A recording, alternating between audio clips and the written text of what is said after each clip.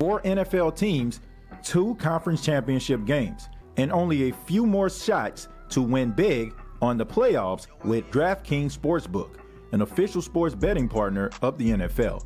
Counting down to Super Bowl LVII, new customers can bet just $5 and get $200 in free bets instantly. Not a new customer? You can feel the conference championship thrills with step-up same-game parlays. Take your shot at an even bigger NFL payout and boost your winnings with each leg you add up to 100%.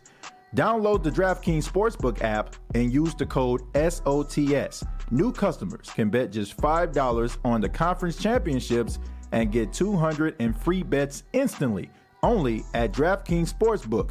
Use the promo code SOTS. You have to be 21 plus to enter and officially residing in Louisiana. And if you know someone with a gambling problem, crisis counseling is available by calling 1-800-GAMBLER. That's 1-800-426-2537. $200 in free bets valid, 1 per new customer. Minimum $5 deposit, minimum $5 bet. Promo code required. $200 issued as free bets that expires 7 days, 168 hours after being awarded. Free bets must be wagered one time and stakes is not included in any or winnings. Step up same game parlays. One step up same game parlay token issued per eligible NFL playoff game. After opt-in, minimum $1 bet, max bet limit apply. Minimum 3 legs each. Leg minimum. Minus 300 odds, total bet plus 100 odds or longer. Profits boost up to 100%. 10 plus legs for 100% boost. Promotional offer period ends 2/12/23 at 11:59 p.m. Eastern Standard Times. See terms at sportsbook.draftkings.com/football terms.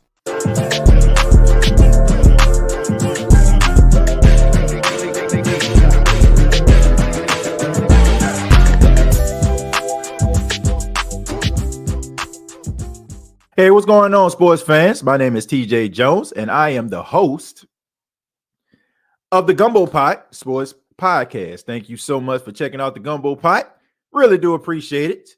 On this edition, we're going to be breaking down the AFC and the NFC Championship games. 4 teams have the ultimate goal. They have an opportunity to be a part of Super Bowl LVII. So who do I feel is going to win those games? We're going to talk about that a little bit later on. But of course, we want to talk about stories that are going on around the NFL. There's some head coaching vacancies that need to be filled. There's still some quality coaches out there that are going to fill these positions. And we're also going to be talking about some of the coaches that got hired for new positions. And you have fan bases that are kind of excited about it, but it still raises some questions. I think all of us know where I'm about to go with this, and it starts with the Carolina Panthers. The Carolina Panthers, they hired Frank Reich as their new head coach. Frank Reich was the former coach of the Indianapolis Colts. To me, I think he did a good job. If you ask me, I don't think he should have been fired in the first place, but here we are. Frank Reich gets an opportunity to be the new head coach of the Carolina Panthers. He brings in a great offensive mind and the ability to develop quarterbacks, which is really good for the Carolina Panthers because we know that they have some issues at the quarterback position. Sam Darnold, he played last year. You had P.J. Walker who played a little bit last year. Baker Mayfield played for them before he left and went to the Los Angeles Rams. So it seems like they need to fill that quarterback spot. And what better way to fill it with a guy than to get somebody that you know for a fact that no matter who they put in that spot at the quarterback position, he can elevate their play. We've seen this on so many occasions with Frank Reich. I really like Frank Reich. My favorite team, which is the New Orleans Saints, if they need a head coaching vacancy, if they had a head coaching vacancy, I definitely would want Frank Reich to be, the front runner as a head coach. He is that talented as a coach. But of course, you wonder to yourself, why didn't the Carolina Panthers decide to go with Steve Wilks? And some Carolina Panthers fans out there probably asking the same question. And I'm saying this because, I am around a lot of Carolina Panthers fans. Me residing in South Carolina, I'm about 3 hours away from Charlotte, live in Myrtle Beach, South Carolina. And I run across a lot of Carolina Panthers fans. And there was a lot of frustration from those fans because they felt that Steve Wilks should have been a head coach. They should have took the interim label off and made him the head coach. Uh, if you watch the Carolina Panthers, if you watch them play after the firing of Matt Rule, you can really truly say that they played for Steve Wilks. Steve Wilks is a leader of men. There were times where I would look at some of the commentary that took place before or after a win for the Carolina Panthers, and this guy was very inspirational. You can tell, those guys were buying into what he was actually doing. And they played really well after Matt Rule was fired. I mean, the defense stepped their game up.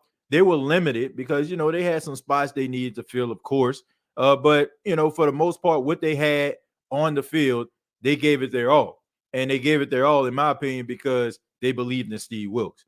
But, of course, Steve Wilks didn't get the job. A lot of frustration. But I have to say, I got to give Steve Wilks a lot of credit because he could have easily just been upset and frustrated and talk about the lack of opportunities for minority coaches, and it would be well within his right. But he decided to take the classy route. And I have what he said right here. Here's the statement coming from former interim coach of the Carolina Panthers, Steve Wilks. It says, "The sun rose this morning, and by the grace of God, so did I. Now I'm disappointed, but not defeated. Many people aren't built for this, but I know what it means to persevere and see it through. It was an honor for me to coach those men in the Carolina Panthers locker room and the interim head coach, players, coaches, and staff. Thank you for your hard work and dedication. And I took pride in representing Charlotte, a great city that I love so much. Thank you to my family, friends, and the community for your overwhelming support. I do wish Frank Wright all the best, and I will always be a fan of the Carolina Panthers football team.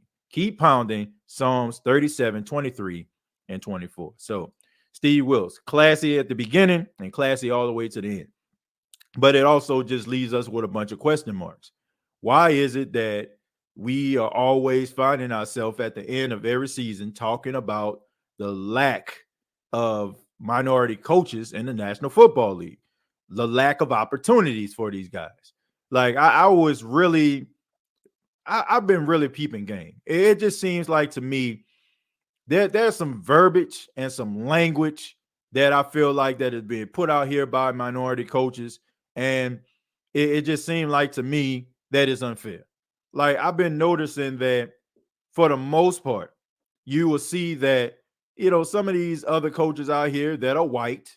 I've been noticing that, when they get let go, they call it parting ways, right? And it seemed like when you say the words parting ways or the phrase parting ways, it means that, oh, it's mutual. Like, yeah, we're going in a different direction. Yeah, okay. Well, I just think I just need to go ahead and go over here. So you're parting ways. But it just seems like there's a strong emphasis. Like, for example, when Byron Leftwich got let go by the Tampa Bay Buccaneers, they put a huge bold letters the word fired, right? When you fire somebody, it's like you don't have what it takes to do this job. And when you put that out there into the universe, it not only, it not only takes guys and makes them not be able to get opportunities in the future, it makes it people second guess even if somebody considers them, right? So you basically have them dead on arrival. When somebody says, oh, this person got fired, and the front office tries to present this individual to the fan base, they're going to reject it. And if they're loud enough, and that can be a decision that prohibits them to come into the games or prohibits them to want to support the team. And of course, the front office is going to listen to the fans a little bit, and that might prohibit them from actually hiring a really good coach. I just feel like the language of saying parting ways and let go is just two different things. And it's unfair. It's unfair. And I am tired of having these conversations about these coaches because we see these white guys get opportunity after opportunity after opportunity, no matter if they don't pan out in other places. And they also get opportunities, right, to actually say no. Minority coaches, they don't get that. So if they were to say, oh, if somebody offered them a job, like let's just say a person of color, a minority, they come in here and they say, they come in and you offer them a job and they're like, oh, I don't think I want to do this right now. I think I want to go back to my team and be the coordinator that I was. Then it just seemed like, oh, well, they think they full of themselves. They got an ego. Well, maybe, we won't offer them this position. But we seen guys like like the offensive coordinator of the Detroit Lions, Johnson. We seen guys like Dan Quinn for the Dallas Cowboys, defensive coordinator. We seen these guys turn down jobs. Like, Ben Johnson was one of those guys. I'm talking the offensive coordinator of the Lions. He was a guy that a lot of people looked at and was like, man, this guy can coach my team, especially with the Houston Texans. And he turned it down. He said he wanted to go back to the Lions. So all I'm saying is, how is it that they can do that? But if you were to present this to a minority, it probably wouldn't. And they will use this as leverage. Well, we offered them a job, but they don't want to take it. But how is it that these other coaches that aren't a minority, they can do these things? Steve Wilkes, in my opinion, deserves to be a head coach. If it doesn't pan out, he still deserves it, because how many times have we seen a Josh McDaniel? How many times have we seen a Dennis Allen? How many times have we seen guys who have losing records as head coaches, but yet some franchise gives them the opportunity to resurrect their career, to right the wrongs, if you will? Minorities, they don't have that option. They don't. If they don't strike while the iron is hot, if you're not a Mike Tomlin who has never had a losing season, then you're going to find yourself forever, most likely being a coordinator. I mean, look at Raheem Morris. Raheem Morris was the head coach of the Tampa Bay Buccaneers, wasn't the worst coach I ever seen, but I haven't seen this dude as a head coach since. You have all these other guys that are out here that should get these opportunities, but they don't. And if they don't have these type of letters like Steve Wilkes did, when you're all classy and stuff like that, and if you start beating the drum and really being upset about the situation like a Brian Flores, oh, he's unreasonable, and people rolling their eyes and want to bring up the guy's record. Oh, well, you didn't win enough. But what about all these other coaches that didn't win enough? Nobody seems to want to talk about that. Now, I'm not saying that minority coaches need to, get head coaching jobs as tokens, but these guys deserve it. Like every year, we're talking about guys like Eric Bieniemy. Every year, we're talking about guys like Raheem Morris. Every year, we're talking about guys like Brian Flores. And quite honestly, once again, I'm just getting sick of it. I want to reach a point where this is no longer news.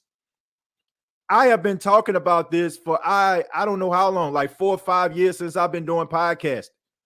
I mean, it's the same rinse and repeat stuff going on every single year, and I just wish they do something about it. And people would talk about the Rooney Rule. The Rooney Rule gives you opportunities. No, the Rooney Rule, the only thing that it does is it makes organizations have to interview a minority coach. And they can find that anywhere. They can find that in-house. They can interview guys in-house that aren't qualified.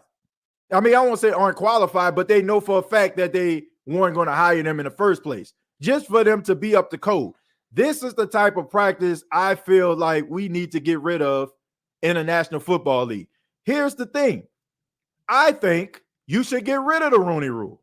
That's right. I feel you need to get rid of the Rooney Rule, because the Rooney Rule is only just making you have to interview these coaches. But what happens when you don't have to do that?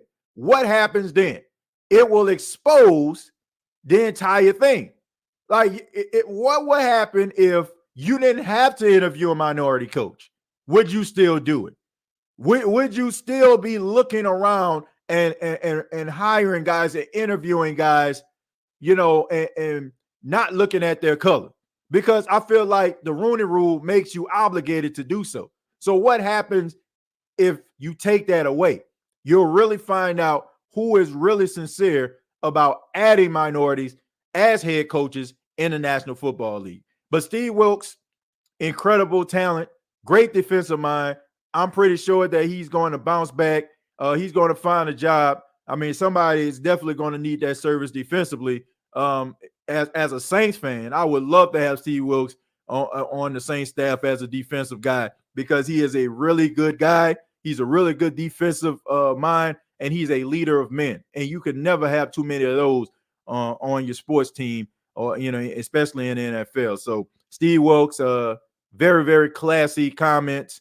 And I just hope that he finds a job sooner rather than later. You got some more minority coaches out here that's being considered. D'Amico Ryans, who is going to be coaching in the NFC Championship game with the San Francisco 49ers, has them with the number one defense in the entire NFL. And he's the front runner for a lot of jobs. I heard he's the front runner for the Texans job. He's a front runner for the Denver Broncos job. So that's good that we're going in that direction, that we're actually seeing these brothers out here doing really good work, and we're giving them opportunities. So got to give them credit for that. And let's see where it goes. I know D'Amico Ryans, he's going to end up being a head coach someday. If it's not this year, it's definitely going to be sometime in the future. And then you also have Eric Bieniemy, who had opportunity to be an offensive coordinator for the Baltimore Ravens. They're possibly trying to interview him for that. And then, of course, he has an interview with the Indianapolis Colts to be their head coach. I don't know where that's going to go. I don't know if Eric Bieniemy is going to get the job with the Indianapolis Colts. I don't know what's wrong with Jim Irsay. I don't know what that is. I mean, you're getting Jeff Saturday off TV. I don't know what the heck is going on. But Eric Bieniemy maybe want to go somewhere else where he can be an offensive coordinator, because I think that maybe that is prohibiting him from getting opportunities. I don't think it's so much about the color of his skin as far as that. Okay. I think that when you look at guys who are under guys who are masterminds, right? Offensive masterminds, defensive masterminds, they wonder, the ownership of other teams wonder how much of it is them or how much it is the head coach. And I think that Andy Reid is kind of that dark cloud that hovers over Eric Bieniemy. Eric Bieniemy is a talented offensive coordinator, but nobody's going to really see him for how talented he is unless he removes himself from Andy Reid. And that's not Andy's fault. Andy is just a really great head coach and a great offensive mind. But it is also making you second guess the abilities of an Eric Bieniemy. So I think that Eric Bieniemy may want to separate himself from Andy Reid, maybe have like 1 year where he's calling plays somewhere else. And I think that his light will shine even brighter. I think that he's a really good coach, but I just think that people just, look at him differently, and he gets the short end of the stick. But we'll see. We'll keep you posted here on the Gumbo Pot. And as these coaching vacancies start to get filled, we'll let you know. There's some that's still available: the Indianapolis Colts, the Denver Broncos, the Houston Texans, as well as the Arizona Cardinals. But let's go ahead and talk a little bit about these championship games. It is championship weekend, right? It is AFC, NFC Championship. Man, this is one of the most exciting times. Like, honestly, I feel like these championship games are more excited than even the Super Bowl, because you have 4 teams that are really trying to do everything that they can in order for them to get to the big game. So you see guys out here, going the extra mile, fighting for those extra yards, trying to make that extra tackle, trying to do everything they can in order for them to get into this big game. And we have 2 really big matchups for you that we got to break down. The first game is the San Francisco 49ers headed to Philly, across the country, to take on the Philadelphia Eagles. If you look at the Philadelphia Eagles, the last time we seen them on the field, total and utter domination. I'm looking at these stats right here. Man, this is just absolutely crazy, the way that they just completely decimated the New York Giants, 38-7. Jalen Hurts, 16 of 24, 154 yards, 2 touchdowns. I mean, they ran the ball down their throat. I mean, Gainwell had 12 carries for 112 yards. Miles Sanders, 17 carries for 90 yards. Jalen Hurts, 9 carries for 34 yards and a touchdown. Boston Scott, 6 carries, 32 yards and a touchdown. I mean, they just absolutely dominated. There was nothing that the Giants could do. Now, people would say, oh, well, the Giants are in rebuild mode. They're a year early. I don't know about any of that stuff. They're ahead of schedule. I don't care. I mean, when you beat a team like this, especially a team that's in your division, these teams know each other, right? They build their teams around trying to take down one another. And for them to systematically destroy the New York Giants and make them like a non-factor at all, you have to be impressed with that. There were a lot of concerns with Jalen Hurts and the shoulder injury, but he proved really, really quickly that that's not going to be a problem. And it is going to be a really tough matchup for the San Francisco 49ers, for a team that can beat you in several ways. Now, they ran the ball down the throat of the New York Giants, but they still have the ability to stretch the field and be vertical, right? Jalen Hurts can still sling the rock, right? I mean, you had A.J. Brown out there. You know, he didn't really do too much. And then you have Devontae Smith. I mean, you got some guys that can go get it. Dallas Goedert, a really good tight end. I feel like, you know, he doesn't get the credit that he deserves to be of being a really good tight end because of the whole George Kittle, Travis Kelce thing. But he's definitely up there with those guys. I definitely feel like he's a top 5 tight end in the NFL. But these guys have a lot of ways that they can actually beat you. And the San Francisco 49ers definitely better be ready. I look at the defense. You got Hassan Reddick out there. He had a sack and a half.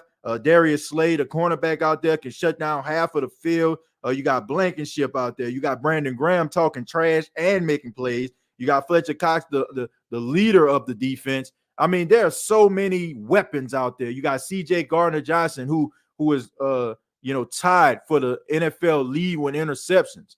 All of these guys collectively get the job done, and you have to also take into account you got Linval Joseph and Ndamukong Suh as reserves on your defense. 2 guys that when they were in their prime was pretty freaking dominant. So the depth of the Philadelphia Eagles is extremely deep. And I'm saying this because we know that the San Francisco 49ers like to run the football. They love to run the football because they have themselves a young, inexperienced quarterback. And I always say this, the best friend of a young quarterback is a really good defense, which the 49ers have, and a really good running game, which the 49ers also have. The 49ers, they don't care, right? I said this in a tweet. I said Kyle Shanahan just does not care. He knows that you know that he's going to run the football, and he just doesn't care. He's still going to run it anyway because he has that trust in his offensive line and those running backs. And they have a way of pounding you down, right? You keep on hitting the guy, running into him around the 4th quarter, late in the game. I mean, those guys get tired. I mean, your knees will start aching, your shoulders start aching because you're trying to find ways to get these running backs down to the ground. And all of a sudden, here comes one that they break through, and the next thing you know, they're hitting their head on the goalpost. So you look at the San Francisco 49ers, they are going to pound the football. So the Philadelphia Eagles, they have a really stout front. They got some guys that are really athletic. They fly to the football. They don't miss too many tackles. So the 49ers are going to have to find ways of trying to run the football and really try to move it. I mean, you look at some of these stats. I mean, last week that the 49ers had against the Cowboys, I mean, Elijah Mitchell, 14 carries for 51 yards.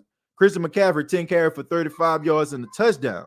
Now, that may not seem that impressive, but if you keep on like pounding the guy, like I say, Elijah Mitchell with 14 carries, and you have Chris McCaffrey with 10, then you have Deebo Samuels. Of course, we know how hard it is for him to get down to the ground. So that's 28 carries right there. Then you add in Brock Purdy with 3. That's 31. So you have 32 carries. If you add on Kyle Huschik, him running the football. So, I mean, they run the football quite often. And once again, you pounding, that D-line over and over again. They're going to wear down as time go on. It's probably a good thing that they got the depth that they have. And, of course, Brock Purdy, one thing I can say about him, it's not like Brock Purdy is just out here just out there just, managing the game. There were times against the Dallas Cowboys that he had to make plays. He had to extend drives. I mean, he had to get the ball into the hands of those playmakers, and he did. Yeah, he improvised. He waited for guys to get open. We all seen that very insane catch by George Kittle, but Brock Purdy wasn't just out there just being a pedestrian. He was out there making plays. And I know the stats don't wow anybody. 19 to 29 for 214 yards doesn't wow anybody, right? But you have to look at the guy that he is, where he was drafted. I mean, the fact that he was just thrust into this man, I know for a fact he honestly didn't feel or believe that he was going to be playing in a football game this season, let alone the NFC Championship or the divisional round last week. So the fact that he put up these numbers and he was able to make plays when necessary, you got to give the kids some credit. And also you got to give some credit to the defense. Once again, I talked about this defense. I mean, these guys are the number one defense for a reason. Led by All-Pro Fred Warner. He had 7 tackles. He had an interception that was extremely athletic. I mean, first off, what more can you say about Fred Warner that has already been said? I mean, Fred Warner was out there guarding CeeDee Lamb down the seam and breaking up passes. I mean, he is that good, right? Not only can he run sideline to sidelines, but he's out there covering star wide receivers. I mean, when you got a guy like that, you got yourself a diamond, a true diamond. Then you got Jimmy Ward, who can lock down half of the field. I mean, the Ward brothers, as I like to call them, they do so many things out there, and they make it rough.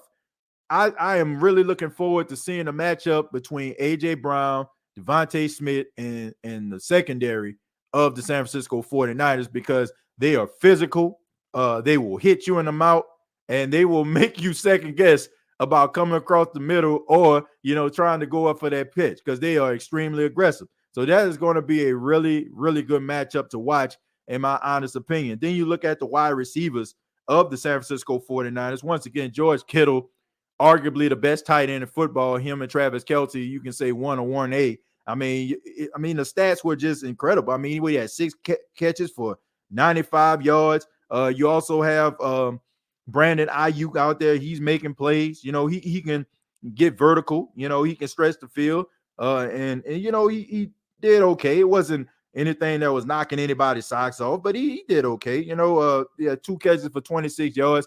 But this game to me, was because the Dallas Cowboys have a really good defense, but Brandon Ayuk has the ability to stretch the field, and also they can send him on a jet sweep every now and then. Then you have Jennings, 2 catches for 26 yards. That's probably his bread and butter. He's not going to give you 100 yards. He'll probably get you in the range between 45 to 50 yards, but he is going to do what he needs to do.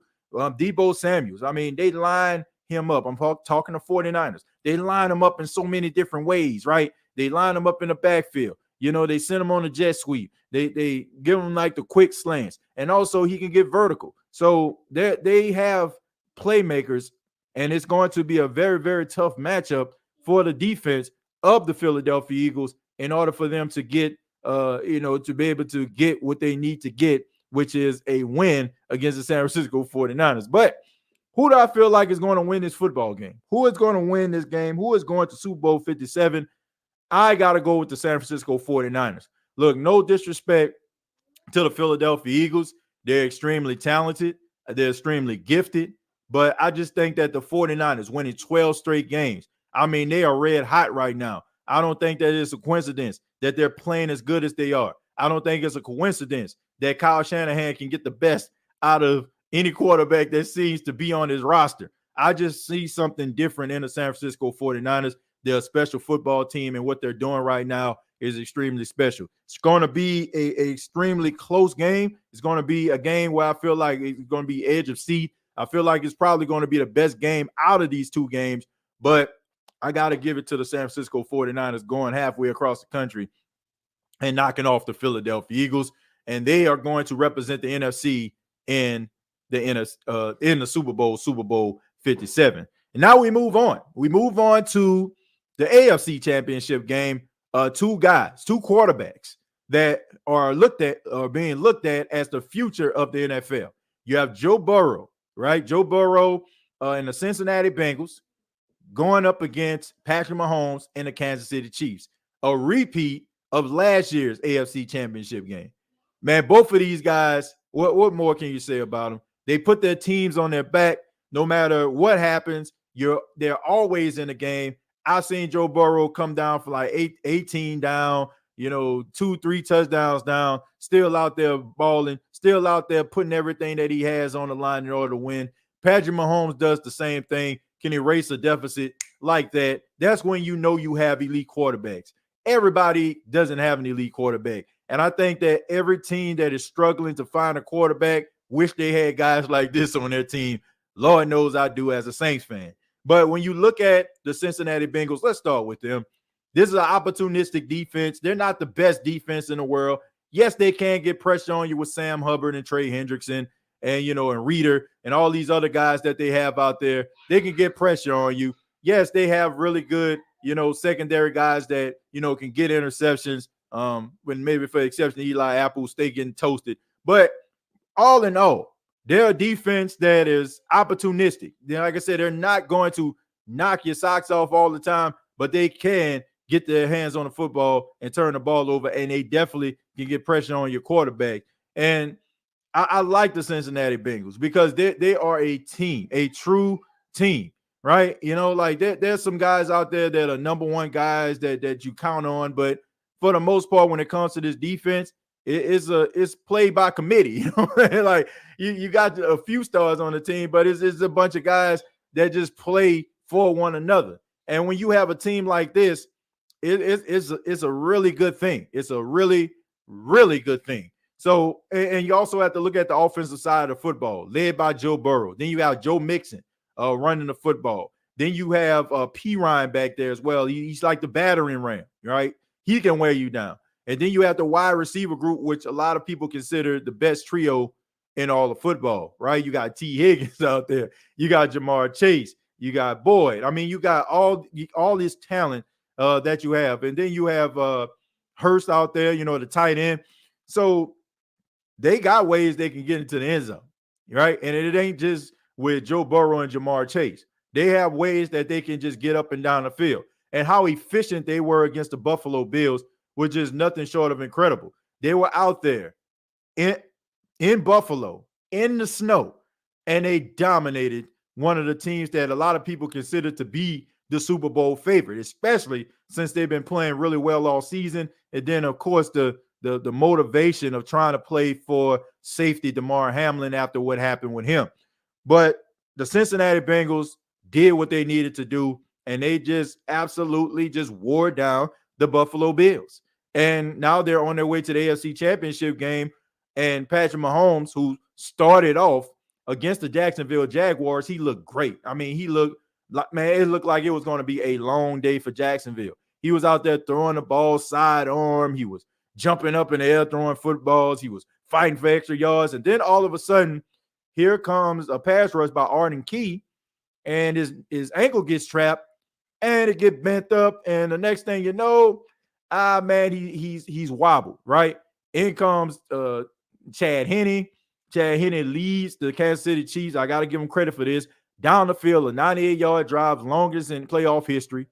And then Patrick Mahomes comes into the game in the second half. All right, I'm pretty sure they probably gave him an injection to numb the pain.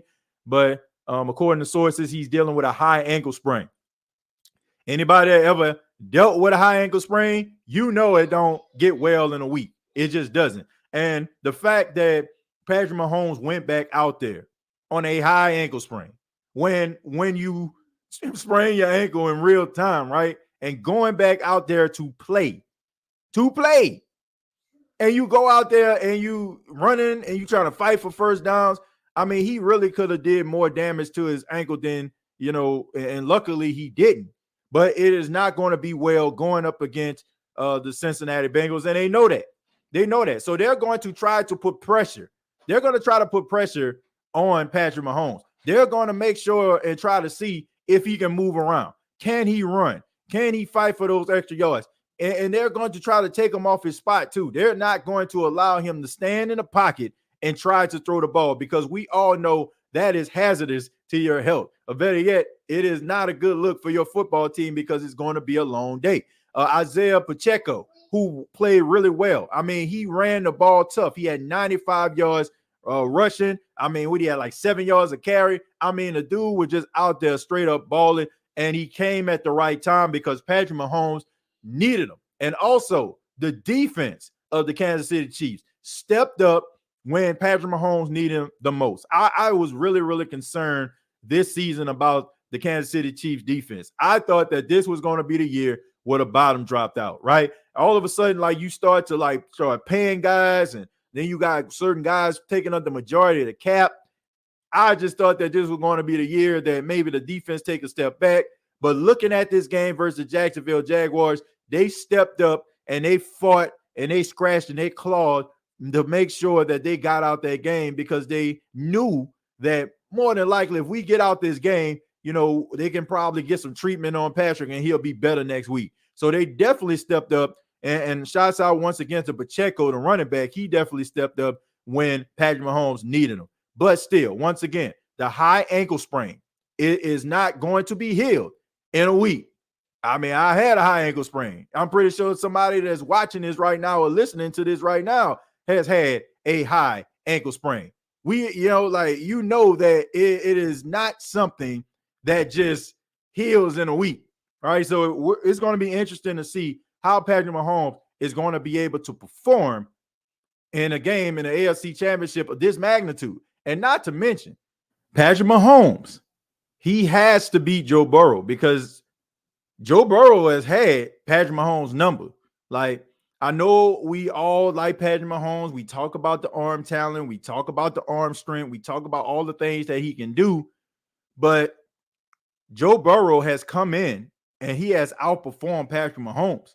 And it's starting to look like that classic Brady versus Manning matchup, where both guys are extremely talented, but one guy always seems to have the other guy's number.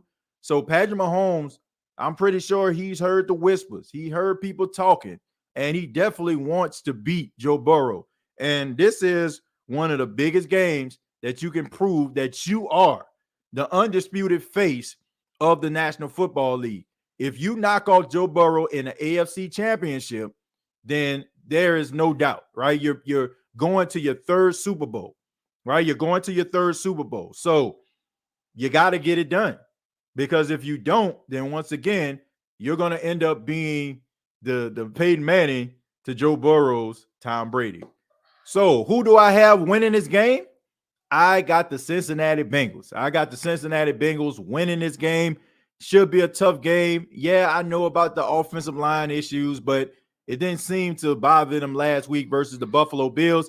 So I have representing the NFC, the San Francisco 49ers, and representing the AFC, we got the Cincinnati Bengals. Now, one of those classic Super Bowl matchups from back in the 1980s, San Francisco versus the Cincinnati Bengals. So you have the Cincinnati Bengals going to back-to-back Super Bowls, and the San Francisco 49ers representing the NFC. But I would love to hear from you. What do you all think about the minority coaching situation? What do you all think about the NFC and the AFC Championship game?